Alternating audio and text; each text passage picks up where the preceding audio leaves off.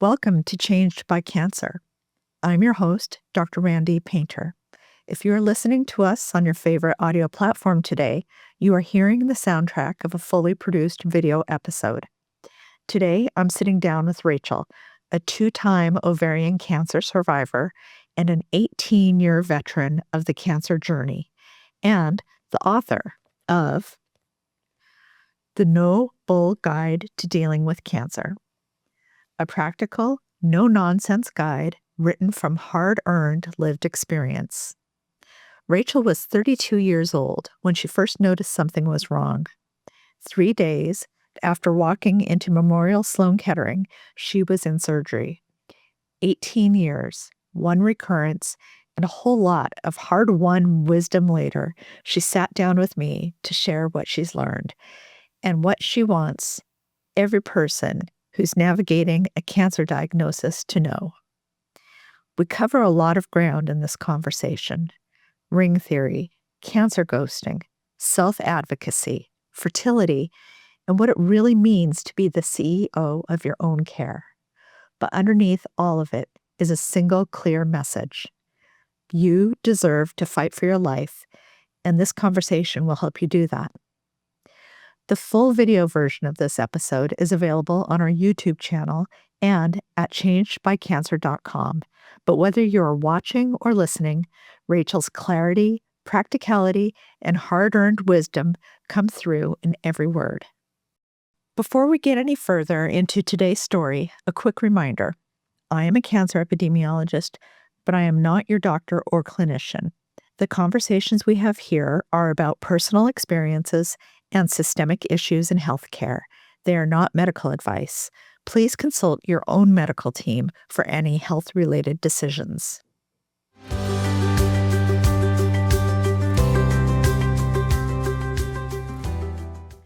Today, I am joined by Rachel, a two-time ovarian cancer survivor, an 18-year veteran of the cancer journey, and the author of The No Bull Guide to Dealing with Cancer, a practical, honest guide written from hard-earned lived experience. Rachel, welcome. I'm so grateful that you agreed to come and share your story with us. Well, I appreciate you, hosting me, Randy, and reading my book and taking interest in this topic because there are millions of people, 2 million new diagnoses in the United States every year, and over 20 million survivors in the United States alone. So there can be a feeling that you're all alone when you're in the middle of experiencing this, but you definitely aren't. And the more that we can share our stories and, as you said, our hard-earned lessons, the hopefully better we can equip people to navigate this journey. When did you first get cancer, and how did you find out you had cancer? So I have to rewind the tape to 2008 when I was 32 years old and I started experiencing symptoms. So I found my cancer because I had symptoms, something in my body changed, multiple things changed, and they both persisted and progressed, which is something I'll probably revisit later when we talk about what, I've learned and what I would tell other people. But I discovered that I had an ovarian cancer, a very rare form of ovarian cancer. But for those out there, I always try to give women information because I say ovarian cancer is a sneak, not a killer. It's very treatable when it's found early, but it's usually not found early because it's difficult to find. To date, there aren't easy cancer markers or, annual tests you can take like you do with, say, a pap smear. In my case, I had changes to my menstrual cycle. I was also experiencing pain when I would run. I was a runner and I would have pain that was abdominal pain. I had a lot of digestive issues, like the classic bloating, after you eat, and it was getting worse and worse. And then eventually I could see it. If I was laying flat in my bed, I had a little lump like on my belly. So it's sticking up. And I now regret the amount of time it took me to go to the doctor and check it out. I should have known better. I'm a biologist by, sort of undergraduate training. I knew something was up, but I was in deep denial. And I was 32 years old. As my co-author, Dr. Mercedes Castiel would say, rare is rare. And so there's a tendency to um, downplay things when they would not be common. So I did eventually go see an OB-GYN because I thought something is wrong. And that started the journey. That day, the ultrasound showed that my ovary was basically not visible. It was subsumed by something else that had a lot of blood vessels that weren't supposed to be there. And I subsequently that day had a CAT scan and learned that I had a very large mass in the area of where my right ovary was supposed to be. And fortunately, the CAT scan showed I had no visible metastasis. So the very beginning of a series of good news, bad news, kind of, or bad news, good news, kind of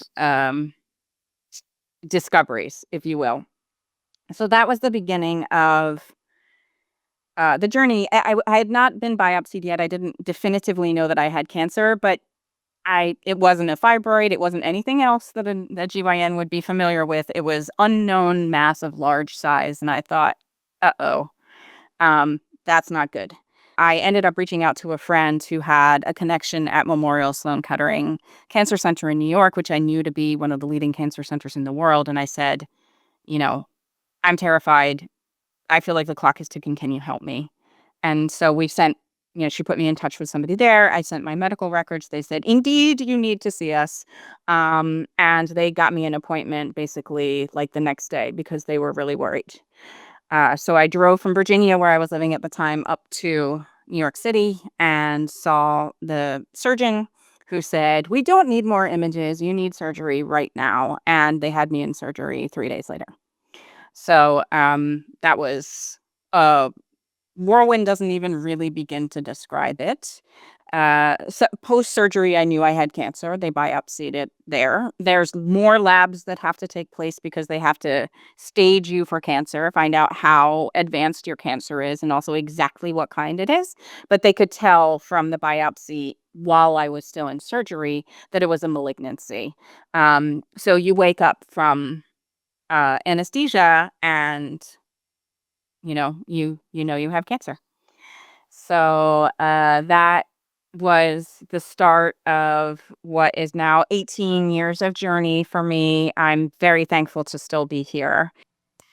At what point did you decide to write this book and go back and revisit that experience? I really only decided to write the book basically a couple years ago.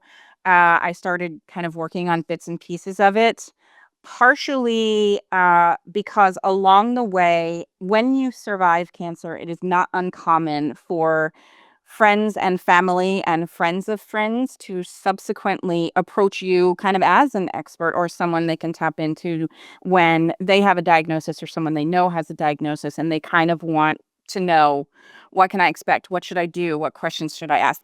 I also then had a close friend who was younger, who was exactly the age I was when I was diagnosed, who was diagnosed with a breast cancer. And I, did a lot of, as much as I could, of supporting her with information. And that was when I started to think, one to many, let's write this down. And I remembered that when I first was diagnosed, I was looking for a book that would be a guidance type of book. And I really didn't find anything that was what I was looking for. There were memoirs, and the best one for me in terms of supporting me sort of emotionally and helping prepare me was Lance Armstrong's memoir. It's not about the bike. But memoirs are very specific to that person's cancer and experience. And I was looking for more, what the heck should I do?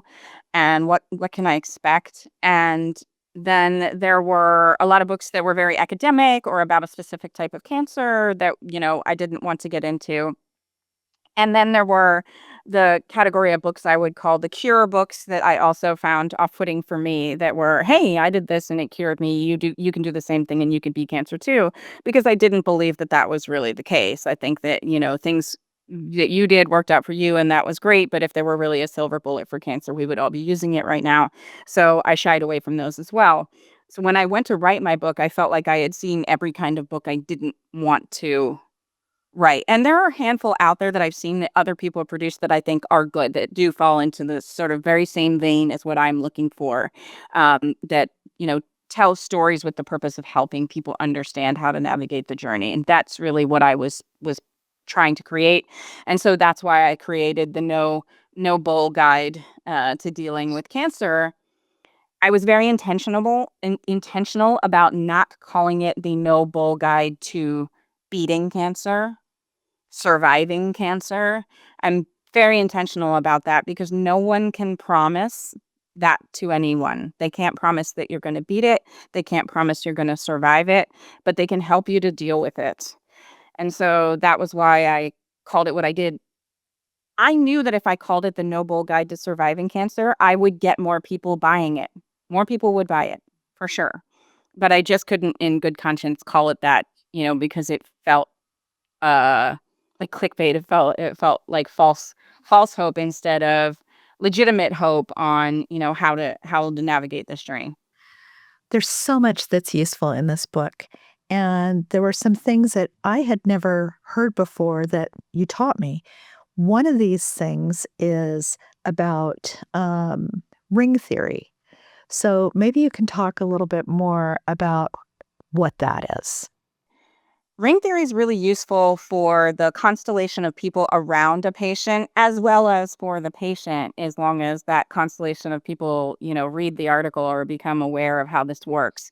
But the idea is that a person in crisis, so that is the patient, is in the center of essentially a bullseye. They're the dot in the middle, and then there's rings around them. And those rings represent the people around the patient based on their sort of closeness to them. So the first ring would be immediate family, children, parents. The second ring might be more distant family. That you might put siblings there or not. You might put aunts and uncles, grandparents there, cousins. And then, out from there, you're going to your closest friends, then more distant friends, then things like work colleagues or acquaintances, until you get out to strangers. And the fundamental idea is that if you want to help the person in crisis and the person around them, depending on how close you are, which ring you are in, um, there is a very simple rule of thumb. Comfort goes inward, dumping goes outward. And what that means is if you want to provide emotional comfort and support, you provide that to those who are standing closer to the crisis than you. So if you are in the first ring and you are, the parent or sibling or child of the person with cancer, then you comfort that person when you are interacting with them. Negative emotional stuff, dumping, the fact that you are stressed, that this scares you, that this is awful for you too, because you care about them and you don't know what's going to happen. That goes outward to rings outside of you.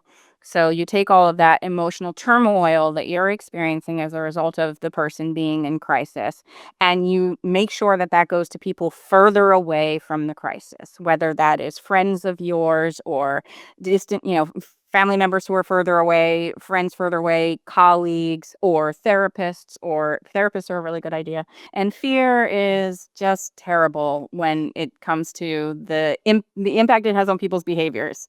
When people are afraid, they have a tendency to behave in ways that are very unhelpful. And they often end up dumping their emotions inward on people who are closer to the crisis. For example, when I was going through chemotherapy, like surgery and chemotherapy, my first time around, I had no less than 5 people tell me about someone they knew who they were close to who died of cancer. And they, several of them broke down in tears and essentially sobbed in my arms about their friend or sister or whomever who died of cancer. And I thought, you realize that I'm terrified right now, right? That I have cancer, that I'm wearing a wig, that I'm taking poison every 3 weeks, and that I feel awful, and that I'm freaking terrified. Why would you talk to me about the person who died of cancer? And I've spoken to so many cancer patients, and this happens to all of us. Um, but it's because those people, your cancer has traumatized that person, and it's brought up feelings that they have that are really sad and uncomfortable and overwhelming. And they just essentially vomit those feelings all over you. Um, and I don't think that they're intending to harm you, but they are. And so, ring theory is really useful because I tell people if there's a cancer diagnosis, just print out this article or send copies of it to all your family and friends. So, and it's a super useful thing no matter what. Like, cancer is not the only use for this. If someone is going through a crisis, comfort in dumping out is a really good guideline for how to deal with it. So I have a whole section in the book, small, but I have a section in the book on essentially people behaving badly with full empathy for why this often happens.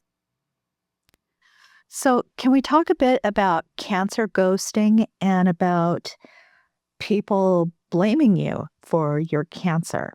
Cancer ghosting is a very common behavior, unfortunately. And it is what it sounds like. It's a friend or family member who is close to you just essentially disappearing when you have cancer. And for some people, like almost everybody around them ghosts them, or they don't have a lot of people in their life and they end up very alone and can be very isolating. The reason people do it is because your cancer is overwhelming for them, which sounds, crappy, and it is. It's overwhelming for them because they don't know what to do or how to help you. It's overwhelming for them potentially because medical things are scary or icky. It could be overwhelming for them. And this is a big one. And this will tie back to why people blame you for your cancer. They see their own mortality. Um, you are now a living reminder that life is a roulette wheel and that you aren't guaranteed to wake up in the morning. You can get run over by a bus, you can get struck by lightning, you can get cancer. And people do not like to stare mortality in the face. And so sometimes what they do is just run away. Just like period, all stop, they just run away. Some people that I've met in support groups talk about how, and Dr. Castiel, who's my co-author on this and has worked with many, many, many cancer patients, will say that, the only blessing there is that there's sort of twofold. One is some people will show up that you never expected. And that even happened for me, like people who had been sort of acquaintances, like showed up for me in big ways. And I was like, oh, wow, like, thank you. Like, this was a huge support to me, emotional support or logistical support or whatever. Um, and the other is that, like, your true friends who stick it through with you, like, those are your true friends and you really know who they are. So that is sort of the other, if you can think of a silver lining to ghosting, is you do shake out, like, who is going to be there for you through thick and thin based on, you're going through thin and they, who's still there. Um, why do people blame you? Most interestingly, you are going to blame you if you are a patient. It's like I've never met anybody who doesn't blame themselves for their cancer, at least initially or to some degree. Uh, you put yourself under stress. You didn't take care of yourself. You drank a lot of alcohol. You ate too much sugar. You didn't exercise enough. You tanned too much when you were a teenager. You smoked cigarettes. Whatever it is, you you are going to think of ways that you are to blame for your cancer. And so are some of the people around you. Some of the people around you are going to blame you for your cancer too. And even if they don't think of it as like that's what they're doing, it's what they're doing. I had a relative tell me that because I was an entrepreneur and my career was so stressful, that was why I got cancer. And so, why? Why would someone do that? And like the first question people always ask when they find out someone has cancer is, "Oh, do they smoke?" Like they're immediately looking for the reason. And while we know that, the number of carcinogens in cigarettes contribute to high levels of cancer, there are people who get lung cancer who never smoked a day in their lives, and there are people who smoke their entire lives and never get cancer. It's a complicated question. And, you're really never going to know 99.9999% of the time why you got cancer. Um, and so the blame game is entirely unuseful. You already got it. But the reason that people do it is is because they want to create a narrative in their head where this will not happen to me. So the reason people blame you is because they are trying to find a story in which it doesn't end with them getting cancer. um, and they're, to make sense of it and, to create a narrative in which the universe is predictable instead of random and controllable instead of, mostly out of your control. All of that is a psychological, knee-jerk reaction that comes from fear. And so, while it's annoying, recognizing that blaming yourself for I ended up at first, I forget what I was going to call this chapter, but I think I was going to call it something like people behaving badly, and I didn't end up calling it that. Um, but one thing I called this idea is blame is not helpful. And that's really, important.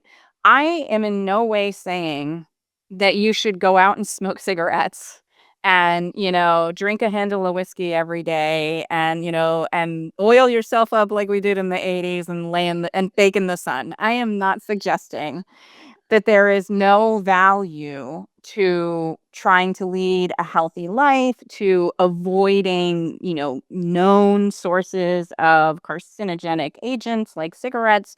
There is value to taking some steps to try to take care of yourself. However, that is not a guarantee that you won't get cancer. And the reality is that if you live a long enough life, um, most people will get an early stage of some kind of cancer, like a skin cancer or a prostate cancer, for example, in their lifetime because, the body is not perfect and it breaks down under the pressure and the entropy of living in the world under the sun with chemicals, etc. You can't escape your environment. So, the idea that if you just do XYZ, you won't get cancer, not true. And if you already have it, blame is not helpful. One of the big messages in your book was this idea of now is not the time to be the good girl. Now, time is of the essence, and you have to just throw all of that out the window. Can you tell us more about that? It's one of the biggest themes in the book is self-advocacy. Or if you can't self-advocate, as we discussed once, like find that relative that annoys the heck out of everybody because they're so persistent and make them advocate for you. Just, sick them on the people that you need answers from. But um, there is a real problem for women. And I will return to that specifically, but I think there are also certain cultures um, and uh, and also sometimes people who generally feel disempowered, like maybe they have less education or they are of a lower socioeconomic status, where there is a tendency not to speak up for yourself, not to question the authority of a doctor, not to ask questions until you get answers, to be embarrassed that you don't understand the words that they're using, those kinds of things. Um, and, circling back to women, we are legitimately punished in society for advocating for ourselves. It is real that when we stand up for ourselves, we get called all kinds of awful names, where Bossy's probably the nicest, there's but you know we can think of another B word that comes to mind when women just like simply stand up for themselves. Like they just like are like, hey, I would like not to die. Um, There's a really I've read an article about a woman who had ovarian torsion. Her ovary had twisted, which can lead to not just organ death, but death of you as a person. And she went into the ER and they wouldn't believe her about how much pain she was in. And they just kind of ignored her until her husband freaked out on them. And they did surgery and she almost died because she was exaggerating. Women, they're so hysterical. I don't know why you would underestimate a woman's sense of pain. If anyone can handle pain, we can. It's insane that anyone would think that women have a low threshold for physical pain. We have a very high threshold for physical pain. So when a woman tells you she feels like she's dying, she's in so much pain, go, put her at the front of the dang line.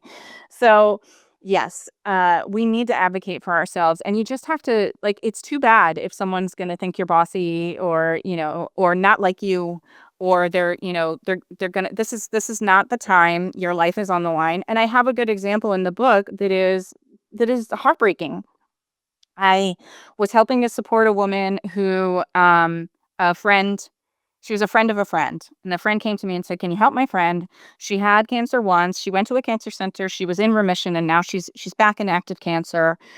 She's a single mom. She has an 11-year-old daughter, and we don't think that she's getting the support she needs at the cancer center she's in. Could you help try to get her into Memorial? Help her with figuring that out."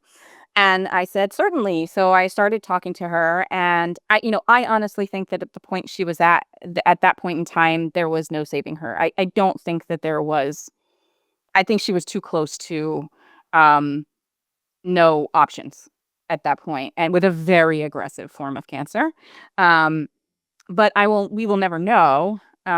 We just know that she did ultimately pass away. And when I met her and I was trying to get her into Memorial, she had to get her medical records, a whole separate topic in the book, sent from the cancer center she was at to Memorial Sloan Kettering because they need her records in order to admit her, decide, get her initial appointments, etc.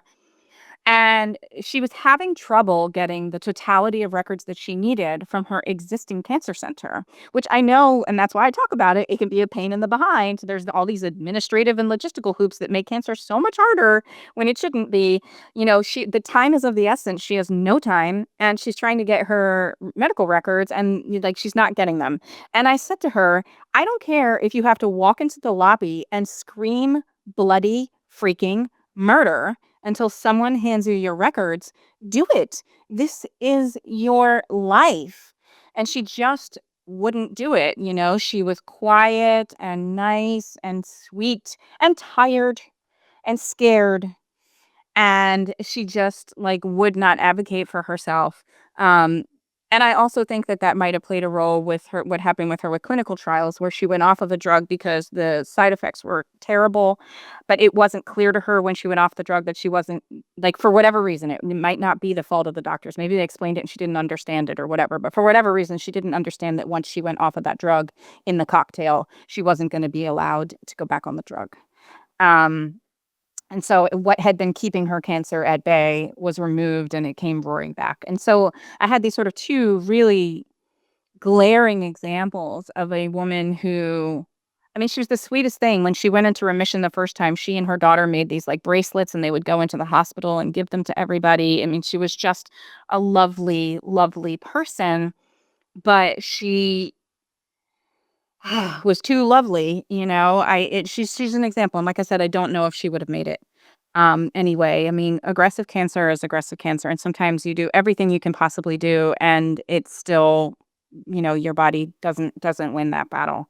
But it was a reminder to me of why we need to encourage women or anyone who is sort of a quiet, afraid to rock the boat, afraid, I don't want to bother anybody. If these are the phrases that go through your mind, right? I don't want to be a bother. Oh, it's okay. They'll get to me. If that's the kind of thing you're thinking, delete, hit the delete button on that and rewrite it to, I am valuable. I deserve to live. I need what I need, and I'm going to get it. If I need someone to give me an answer, I'm going to push until I get an answer. If I need someone to take me seriously, I'm going to push until they take me seriously. My friend who had breast cancer, she found a lump. She went to a doctor. She got an ultrasound. He told her it was nothing, that it was going to be fine. It would be really tempting to just accept that answer.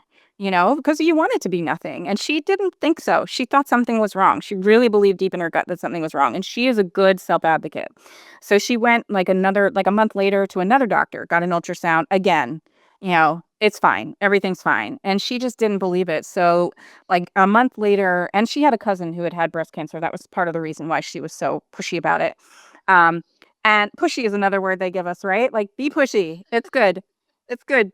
Be a pushy broad, be a pushy broad. Um, and so she went to a third doctor and she said, "Look, I need a biopsy. I've heard that it's all fine. I don't think it's fine. I need a biopsy because I can't sleep at night." And she got a biopsy and she had cancer. So, if she had listened to anyone but herself, if she had thought, well, doctors know better than me, or, I don't want to be a bother, or, I don't want them to think I'm pushy. I don't want them not to like me, then she would have died. Like, it's not just that, like, they won't like you. If it's cancer, it will keep growing, and eventually you will die. That is the nature of it. That's why we call it a malignancy, and it's different than something that's benign. So there are things that are benign, like lipomas, where you grow these fat pads, and you can grow them forever, and it's not going to kill you unless it ends up in a wrong part of your body. But it's not going to kill you. The definition of cancer is that if you let it keep growing, eventually it will take your life. And so you cannot just, you can't put being a good girl ahead of being a living girl. Don't do that, right? Just don't do that. It's not more important to be good than it is to be alive. Like, you can bring him flowers later. When I got my very first CT scan, as we had chatted about, it was a Friday and it was in the afternoon, and they're not 24/7 like the emergency room. So I had the potential of not hearing back from the radiologist until Monday morning. And I was losing my mind because at this point I was pretty sure that some serious stuff was wrong.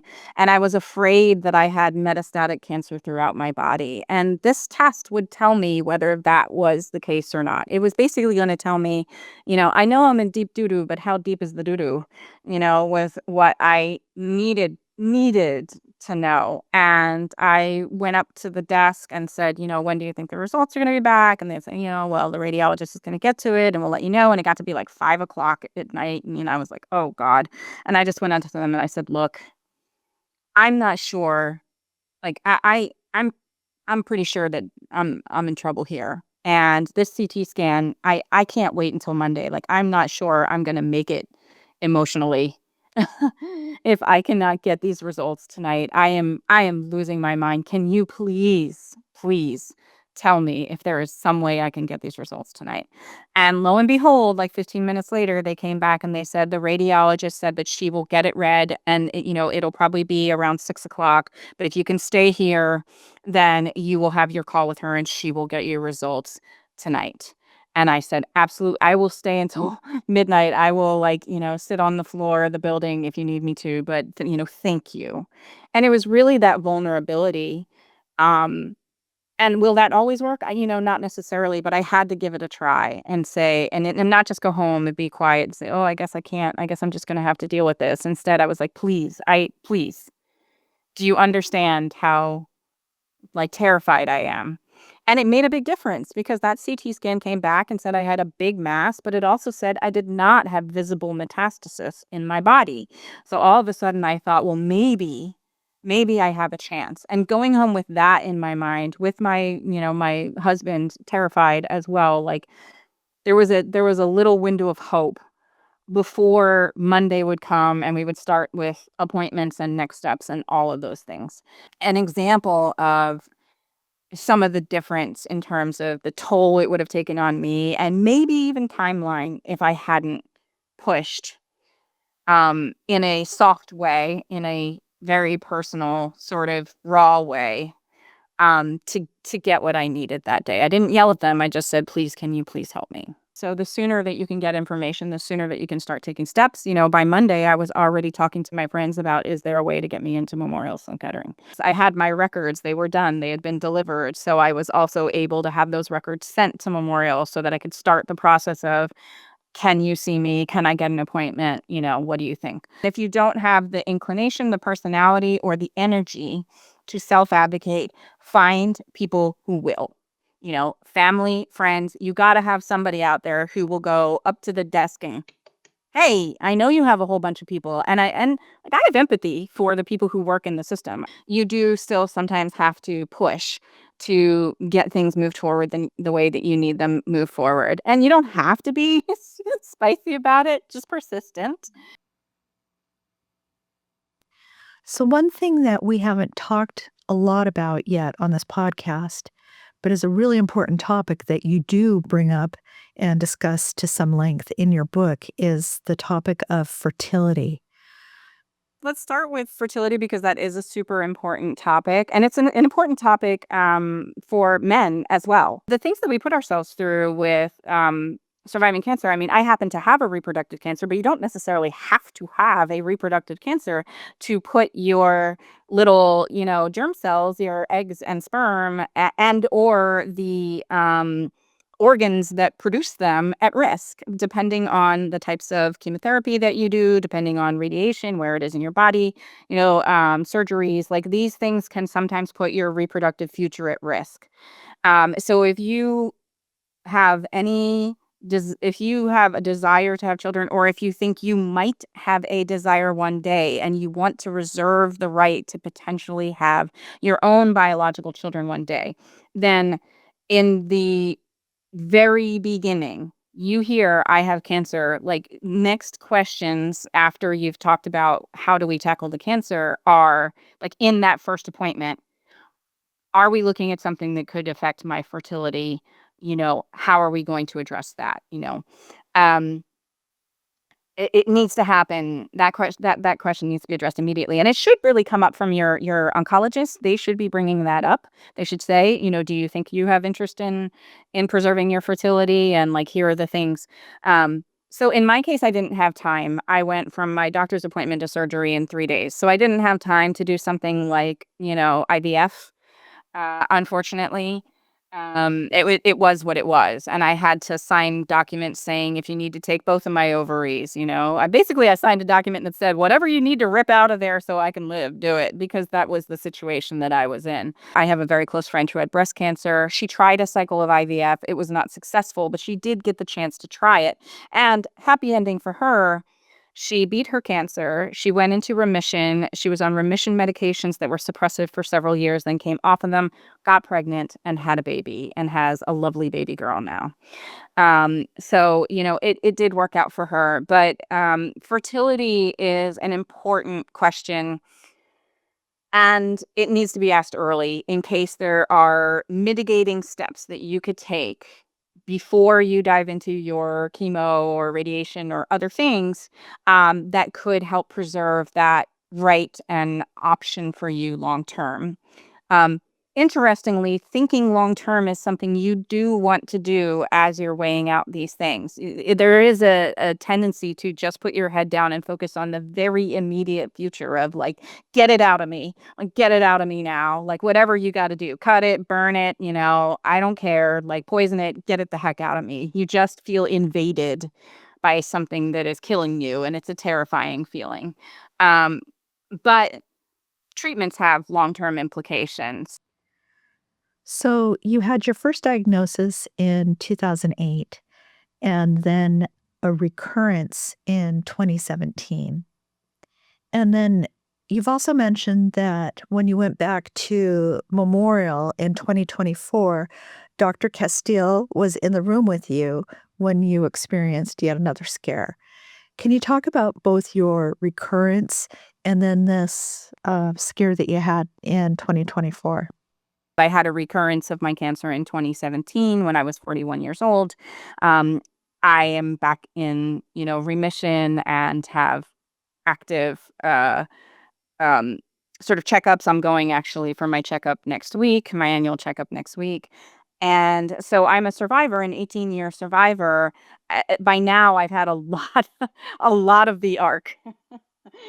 from the very first moment of, something might be wrong all the way through to 18 years later, having had it twice and been through various sort of steps and stages. Treatment has changed, the sort of landscape of cancer has changed a lot over the period of time that I have been navigating this. So it does also cover the whole thing, not just diagnosis and treatment. There's kind of a lot of information about the hospital part of things, the medical part of things, less so about the extension into the emotional impact, family impact, financial impact, all of those things. And also survivorship, remission and survivorship. What does that look like? How are you impacted, long after the first day that someone says the C word to you? 2 cycles ago, so 2024, I went for my usual checkup and she joined me. She offered to join me. We had gone and gotten like frozen yogurt from Bloomingdale's beforehand, which I'd never had. Is amazing. Shout out to the frozen yogurt at Bloomingdale's. But we did that and we had like a lovely day and we hadn't met in person yet, so it was really great. And then she came to my appointment with me. I have another friend who usually does that, but she was out of town. And, that appointment, I had a scare after 7 years. My scan came back and a mark that was on my pelvic bone that has been there for a while and has been, growing, but very, very slowly, had gotten to a point that my oncologist was like, and also there was one other sort of new spot. Memorial very much wants to get to the bottom of things, and I appreciate that approach. They're not kind of like, oh, we just cross our fingers and hope it's okay, which there's a lot more of that out there than we'd want to think. So I like that they take the stance of let's find out. So I had an MRI that was inconclusive and I went home and then I went back up a week later for a biopsy. And, thank goodness there was no evidence of disease with that biopsy. But in the moment when I had that, my doctor sat down and started with, well, instead of like, all clear, it's great. I got the like, there's something going on here. I had Mercedes in the room with me, and she, was able to help with asking some good questions. And then afterwards, she also helped allay some of my fears because we did things like look at my labs, and she was looking at, the metabolics and was like, look, obviously you still have to have your biopsy, and we don't know for sure, but these do not look like the kind of metabolic profile that you get with someone who's in the midst of active cancer. So, um, you're probably okay, but obviously we don't know for sure until you get the biopsy. So it was just super helpful to have someone there and underscored what she does, and what it means to have an advocate in the room who understands things or who's on your side or helps you ask good questions, like all of the above. I'd love to talk with you about how you structured the book because how you did it is really intentional. And I'd also like to add that, you know, this is the book that I would want if I were a cancer patient myself. And as someone who has been in that first ring around someone who has cancer, this book is super useful in letting a person know how to support a loved one, a family member with cancer, and to give you an up close personal view of what that person is going through. I just really appreciate how you've approached this book, thinking both of the patient and of the people that are supporting the patient. I wanted to make something that was practical, that was useful, and that was a guide. Not there is a memoir aspect to it because, as you said, there's narrative. I share my story primarily, but also bits and pieces of other people's stories that I have known and worked with along the way as context. It's not to tell the story of my life. It is to tell I went through this and here is what I learned from it so that you can connect the dots of why someone would learn this. Or when I explain, here's my lesson learned, maybe you flip to the end and you just go to the quick tips, my Cliff's notes, that you might say, well, where did you come up with this? And then you can go back and you can read the narrative story and say, oh, I see. I understand why she came to this conclusion. And the goal, because time is often of the essence with cancer, is to shorten the learning curve and make it really consumable in small bites. The chapters only being 2-3 pages is intentional. And so you can flip right to what you want to know. You don't have to read it from A to Z. Another idea that I really like in your book is about being the CEO of your own care. Can you say more about that? One of the big themes in my book is you're going to need help. Um, you're gonna need help. Like, you need, like, a crew. It might just be you and your partner, but that's a lot on 2 people. Like, it's a lot on 2 people. We did a lot by ourselves the first time, my husband and I do not recommend that. Second time around, when I had people around me wanting to help, I was like, absolutely.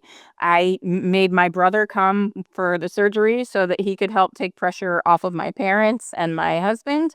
I made my mother-in-law's partner the designated communicator, and we got this online site that you can communicate to like a bunch of people at once because it's like a subscription. So she was the updates gal so that I didn't have to, or my husband didn't have to text, like, I'm in surgery, I'm out of surgery, it's all good, it's not all good. I didn't have to do that. So she was my communication czar. I had friends that sent me care packages to prep me for the hospital stay, which was lovely. So I had a therapist. Like, I got a crew around me and I was like, "Yep, you do this, you do this, you do this, you do this. Oh, that's nice. Thank you for that." That's kind of how I handled it the second time around, and it was so much better. It was a million times better having help. So if you think, "Oh, I don't wanna burden people," like, freaking burden them. They wanna help you anyway. They're going out of their minds if they care about you. They wanna use their energy to help you. So the kind of thing, like figuring out which doctors are specialists in your cancer, where it's gonna require, like, a bunch of Google research, right? Or, coordinating all those calls or helping you to figure out transportation logistics or taking care of your kids or cleaning your house or all that stuff, like, all the stuff that has to happen, like employing the people around you and getting them to do those things for you, helps make all of this complicated stuff more doable so that you can focus on, like, your health and trying to get better. And the reason that CEO is important is because at the end of the day, all of the choices though are yours. So that's really important. Um The choices are yours. I mean, if you want to delegate the choices to someone else, you're certainly allowed to do that. That is your choice too. It is your choice if you want to hand the baton to your partner or your mother or someone else and say, I can't make the choices, you make them. I'm not sure I think that's fair at the end of the day, but that's my personal bugaboo. You do you. But the choices are yours, and that's important because there may be for some people, there may be people in your life who want to take control of those decisions, or they have an opinion on what you should do.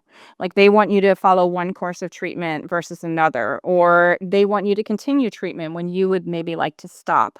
Things like that. And that's always super hard, but it is your life, it is your body, it is your decision. So when you are, for example, I made a decision about who would be the ones to receive the information from the surgeon in my second surgery, like which family members were going to be the ones that the surgeon would sit down and tell them how it went. And I had some family members who weren't happy with the choices that I made about who was going to get that message. But ultimately, I pushed back and said, "This is my choice. I have decided that these are the people to get the information first. You will get the information subsequently, and that's how it's going to go." And that's how it needs to be. And the people around a person with cancer, if you are listening and you are a loved one or a friend, your job is to honor that. Even if it's crushing you. Like, maybe they wanna stop treatment. Everybody's saying, they're not gonna survive, and treatments are hurting them, and they wanna spend the time that they have left feeling better than they do right now. That's their choice. They may wanna pursue a type of treatment that you don't think they should, Maybe because it's going to be too hard on them. Maybe because you think it's unproven. Maybe, whatever. But you think they should take option A and they want option B. Your job is to be the cheerleader for them choosing option B, in the sense that it's okay to say you disagree, but then you respectfully support them in their decision and you're there for them, no matter how that goes. So that's what truly loving someone through this process requires. It ain't easy, but it is their life.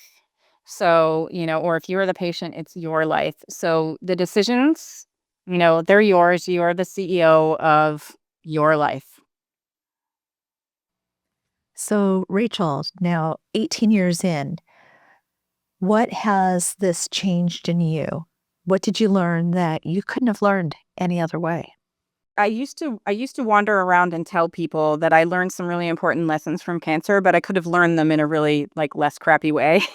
Like there had to have been a way to learn these lessons that was less crappy than the way that I had learned them. And now I've really reached a point where I don't feel that way. I don't know if I could have learned these lessons any other way. Maybe this is the way that the universe taught me these lessons. That's it. I don't, and I'm just really grateful that I learned the things that I did and that I got the chance to learn them. So, uh that's where I land is, that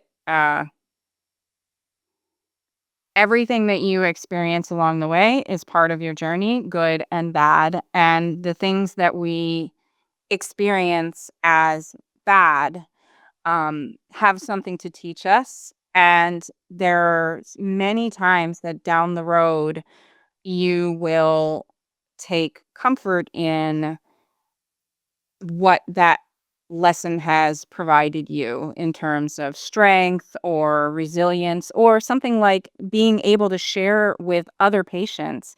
Every time that I got to share things with other patients and help them be prepared or help them. Here's a really simple example.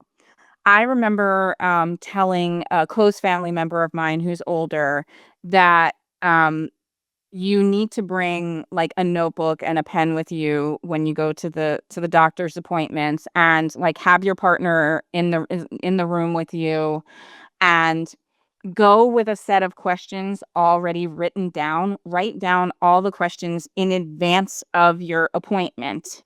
Um, and then write stuff down in the appointment whenever you are confused or you have a question, because this stuff is both confusing and frightening.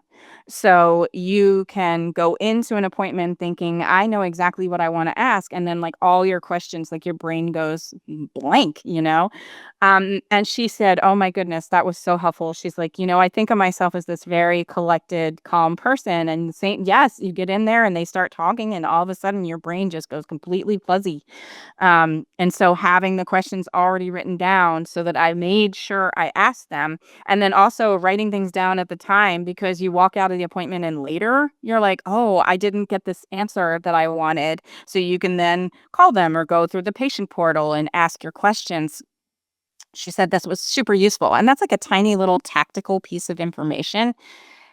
I feel fortunate that I get to pass that on to someone else and help make their experience easier because of that. So that's some of the gift for me in what I learned. I feel like teaching is something that I've done, and it's something that I draw a great sense of satisfaction from.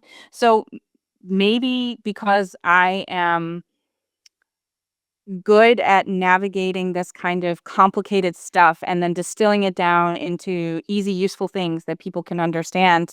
Maybe I'm the right person to have gone through this and hand it to other people. I can totally live with that. Rachel, thank you. Thank you for being generous enough to revisit this experience, for sharing your talents, writing this down so others don't need to figure this out all alone and reinvent the wheel, and for sharing your story with us today. The Noble Guide to Dealing with Cancer is available, and we'll link it in the show notes. I really hope that every single person who needs it can find it. Thank you. Thank you. It's always like, feels good to, like, if any of this is helpful for people, and I know some of it will be because people have, like, some of these lessons people have told me are helpful, but if any of this is helpful for people, I just want, I just want to help people. If it can help them, that's, mission accomplished. So I really, really appreciate the opportunity to share this. You can get show notes, links, and other information at the website, which is changedbycancer.com. I encourage you to subscribe and leave a review on your platform of choice. It helps more people find us. I'll catch you on the next episode.